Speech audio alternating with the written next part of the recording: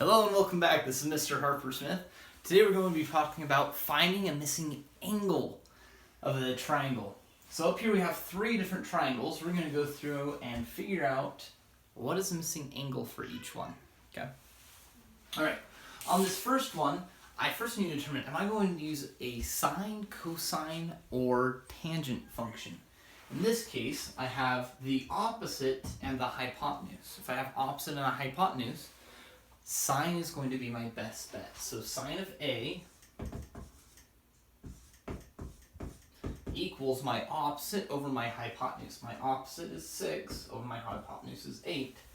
Now comes the question, how do I get rid of a sine? I want A to be by itself. How do I get rid of sine? Well, I'm going to take the sine inverse. So sine inverse, that gives me A equals sine inverse of 6 over 8. Remember, whatever you do to one side, you have to do to the other. Solve that, and we're going to get our answer. I'm going to go back and plug them all into a calculator here in a second. Here, we're going to do the same thing. Is it sine, cosine, or tangent? Well, we have an adjacent and a hypotenuse. Which trig functions use adjacent and hypotenuse? There's two. Let's just go with cosine, though. Cosine of B equals 81 over 100. You might be asking, why didn't I put 100 on top? It's because for cosine, the adjacent side needs to go on top. And adjacent is the one which is not the hypotenuse. It is not the longest side.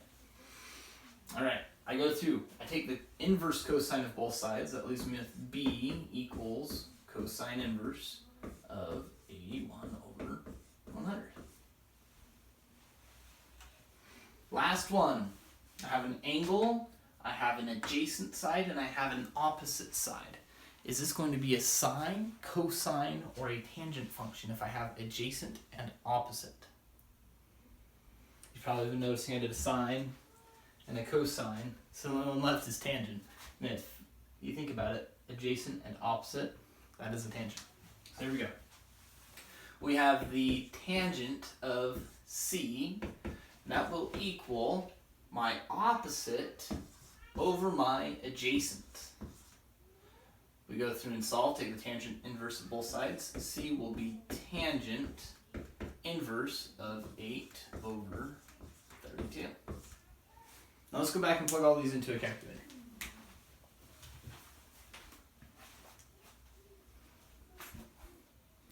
So here we go. I've got my handy dandy calculator, my fancy TI-84. I'm going to do the first one. Inverse sine, I do second sine of 6 divided by 8. Bloop. That's the answer to my first problem. Second one, second cosine. 81 divided by 100. There we go. The last one, we're going to do inverse of tangent. 8 divided by 32. There you go. Those are my three answers. 48.6, 35.9, and 14.0. Okay? That's it. That's all we have to do for those problems.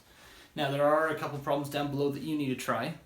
If you have questions, watch the following videos as well. If you feel pretty good about all this, don't worry about the other videos. Once you have the assignment done, take a screenshot, upload it, and you're set.